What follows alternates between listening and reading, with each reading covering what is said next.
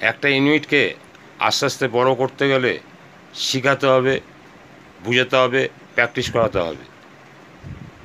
হয়তো আপনি কিছু বলছেন, সে শুনছে, অনেক কদিন শুনলো, শোনার পরে একদিন তাকে ডাকলেন, ভাই তুই এখানটা আয় তো, তুই এই কাজটাই কী করে এলি সেইটা একটু বলতো এখানে দাঁড়িয়ে। তাকে বলার প্র্যাকটিস করাতে হবে।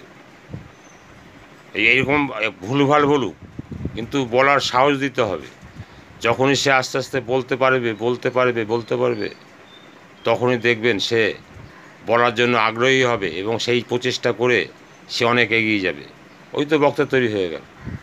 এইভাবে তো আপনাকে বক্তা তৈরি করতে হবে, যারা বক্তব্য রেখে বুঝিয়ে সুঝিয়ে যে পলিসি আনবে কিংবা প্রোডাক্ট বিক্রি করবে। এইভাবে আপনাকে বক্তা তৈরি করতে হবে। মানুষের কাছে গিয়ে তো কিছু বলতে হবে, মুখটা খোলাতে হবে, মিটিংয়ের মাধ্যমে, ট্রেনিংয়ের মাধ্যমে। তাহলেই তো আপনি সাকসেস।